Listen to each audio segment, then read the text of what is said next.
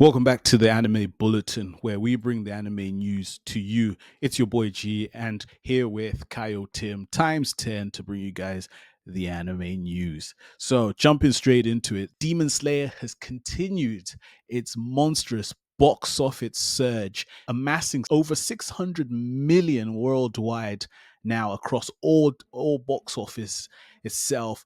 This has been absolutely massive for anime itself. I think it's up to about 115 million in the United States itself, and it is continuously, continues to grow itself. Like, what are your thoughts on this? Think about when you look at it, 600 million of the box office itself. What are Yep. you feeling, and how do you see the vision of anime going forward after this monstrous result?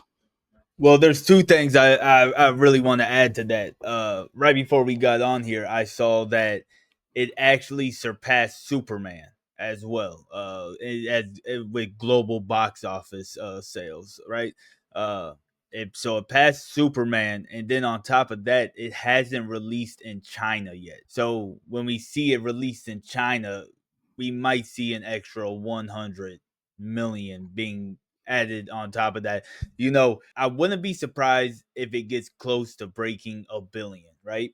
Like closer than what it is. I'm talking about like possibly even 800, right? Uh and if it does that, that's a big thing for anime in general.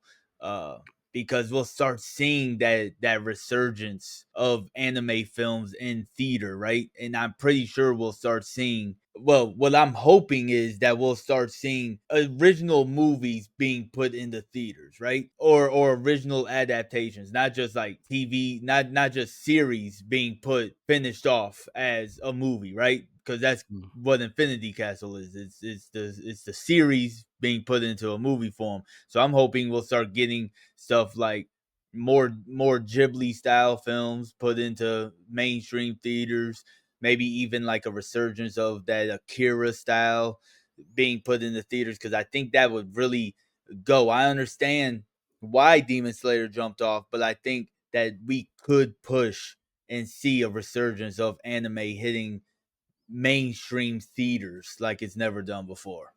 Agreed. Agreed. It is, like I said, it's an absolute massive result for animation itself. And like I said, hopefully it does lead to what you just said, as in more projects coming in to mainstream theaters itself. Obviously, the only concern here is usually when certain things like this happen, like these phenomenons happen. Hollywood has a tendency to just slap any project into production, just for the sake of seeing them, because they've seen that the Demon Slayer's got the money and that they automatically assume every anime is going to be like that.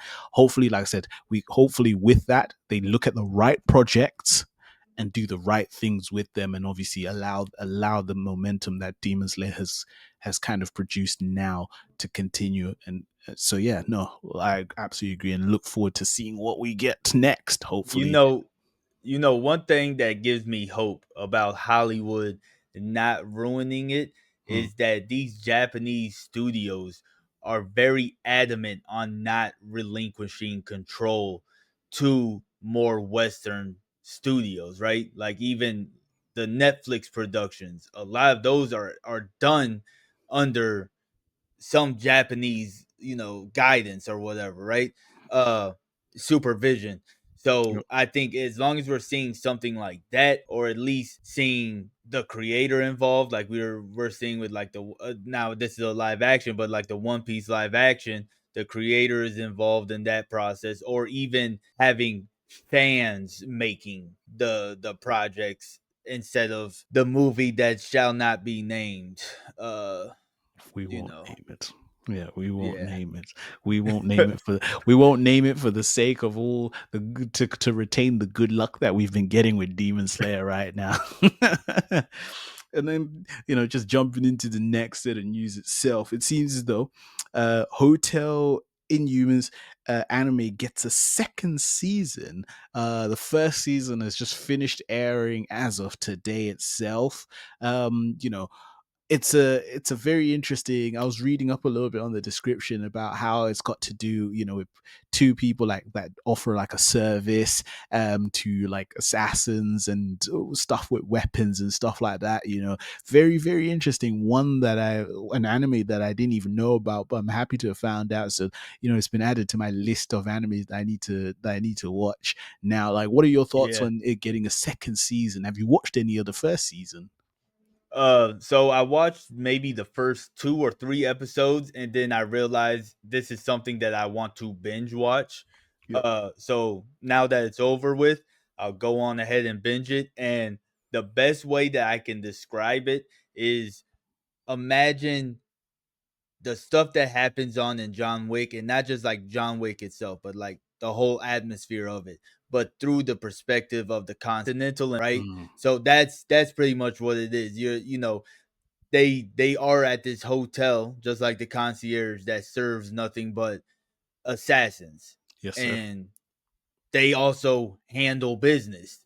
So it's actually really good. Those first 2 episodes actually like show some type of depth, uh, but it's more of like an anthological type of series. So you don't stick with one character throughout everything. At least from what I seen, by the time I was like, let me binge it, we were moving on to another character. Right. Okay, that's really really exciting. I mean, you had me at John Wick style and anime and stuff like that, and just kind of seeing, as you said, like people serving, and it's more so like basically like the Continental in the actual movie itself. Continental.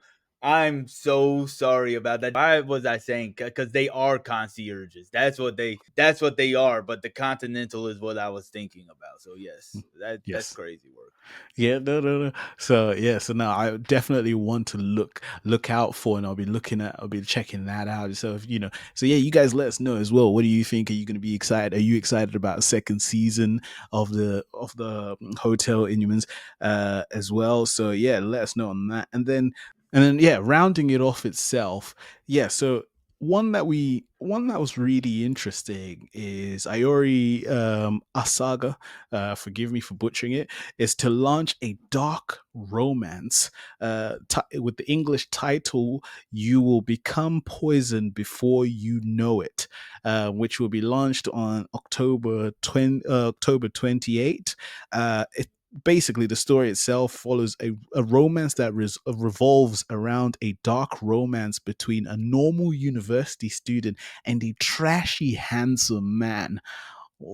Well, very interesting concept, to say the least. Yeah. Like, yeah, what are your thoughts on it? I mean, a dark romance. I've not really heard anything about anything called a dark romance. But just, yeah, it sounds interesting, but for a variety of different reasons. What are your thoughts? So when I think dark romance, I guess there's more like 2 or 3 that come to mind, and you can correct me down below if I'm wrong, but something like 50 Shades of Grey, I think, would kind of fall in that category. Uh, Even though it leans more towards like fantasy side, I would think Twilight would kind of fall in that category, but it's probably a little bit more watered down. But the one that really comes to mind is that Netflix show You. That's kind of what it reminds. Like, there's going to be something. Maybe there's a twist where the university girl is the stalker one, right? Mm. Uh, or maybe they're just gonna keep it as the guy, but it's most likely, when they say like dark romance, like a toxic relationship is going on. At least that's my understanding of it. Yep, no, absolutely agreed. That's as soon as I heard as I bring it back up, normal university student and a trashy handsome man. That sounds 50 Shades Grey. That was really what I was thinking about in the first place. But also, it's like one of those. No, no, 50 Shades of Grey. Actually, yep. I think, I think that's, I think, yep. I tried to think of something else, but no, I think that was the first thing that I thought about itself. Like, I won't say, look, it's not one of the things that I would read, but I would look into this just to be hopefully be pleasantly surprised and not expect a 50 shades of gray because only because if I'm seeing this thing on reputable anime sources, I don't think they'll be reporting on hentai. So I'm guessing it's going to be something it might be something very unique and very interesting. But like I said, the hook of it all is that dark romance, which is something that kind of makes you perk up and want to find out a bit more about what is defined as a dark romance. But yeah, no, absolutely interesting thing. Really looking forward to actually kind Well, of seeing the where we go with that. author the author is also seems to be pretty big when I was reading it. I can't Mm, remember any of the titles off the top of my head, mm, but if I'm remembering correctly, they had stuff in Shonen Jump monthly, yep. uh Kodansha. So they're and like I think one of their series actually became a live action Mm, adaptation. Uh so I think whatever we're going to get is going to be something good if this person was good enough to get a live action and two serialized publications and two large publishers, right? Like, so yes, I'm pretty sure it's going to be good. And but like you said, like when you hear dark romance, it kind of does like perk up the ears, like dark romance. So like when you hear like dark fantasy, right? It's yeah. kind of like, well, what do you mean by that, right? So, uh, I don't know. After seeing it, reading it, and talk about it, I might check it out. If I'm gonna be honest with you, I might just check it out. Yeah, it sounds about like I said, it's piqued the interest itself. So you guys let us know in the comments what are your thoughts? Demon Slayer hitting 600 million. What does it mean? As Kyle Tim said, it's actually as of recording this, it's past Superman. Let us know in the comments itself, and we'll see you guys again in the next Anime Bulletin report.